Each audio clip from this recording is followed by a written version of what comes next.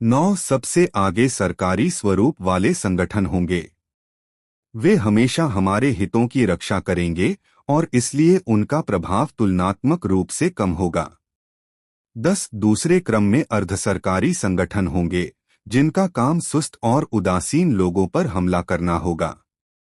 11 तीसरे क्रम में हम अपना ही एक ऐसा संगठन खड़ा करेंगे जो देखने में विपक्षी जैसा लगेगा और जिसका कम से कम एक अंग हमारे बिल्कुल विपरीत विचार प्रस्तुत करेगा।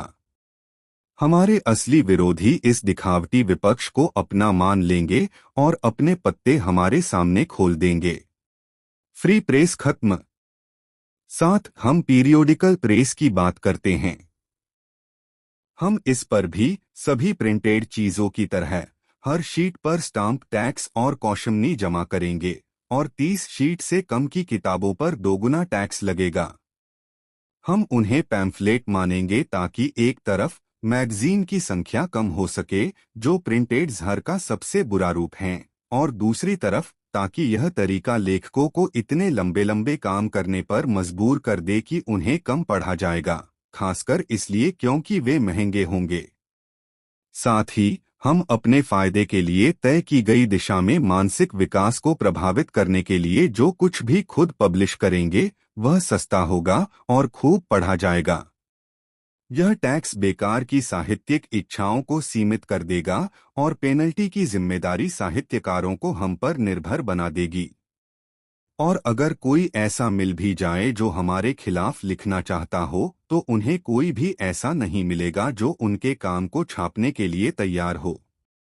किसी भी काम को प्रिंट में छपवाने से पहले पब्लिशर या प्रिंटर को ऐसा करने की परमिशन के लिए अधिकारियों से अप्लाई करना होगा। इस तरह हमें अपने खिलाफ तैयार हो रही सभी चालों का पहले से पता चल जाएगा और हम उस विषय पर एक एक्सप्लेनेशन देकर उन्हें नाकाम कर देंगे। 8 लिटरेचर और जर्नलिज्म दो सबसे जरूरी एजुकेशनल ताकतें हैं और इसलिए हमारी सरकार ज्यादातर जर्नल्स की मालिक बन जाएगी। इससे प्राइवेट प्रेस का नुकसानदायक असर खत्म हो जाएगा और लोगों के मन पर हमारा जबरदस्त असर होगा। अगर हम 10 जर्नल्स के लिए परमिट देते हैं तो हम खुद 30 जर्नल्स ढूंढ लेंगे और इसी तरह आगे भी। हालांकि लोगों को इस पर बिल्कुल भी शक नहीं होना चाहिए।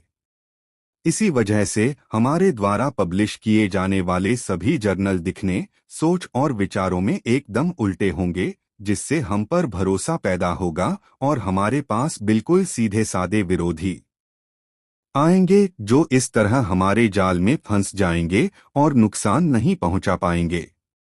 9 सबसे आगे सरकारी संस्थाएं होंगी।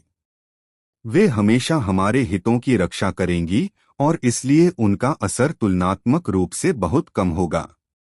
10 दूसरी पंक्ति में सेमिफिशियल संस्थाएं होंगी, जिनका काम ठंडे और बेपरवाह लोगों पर हमला करना होगा।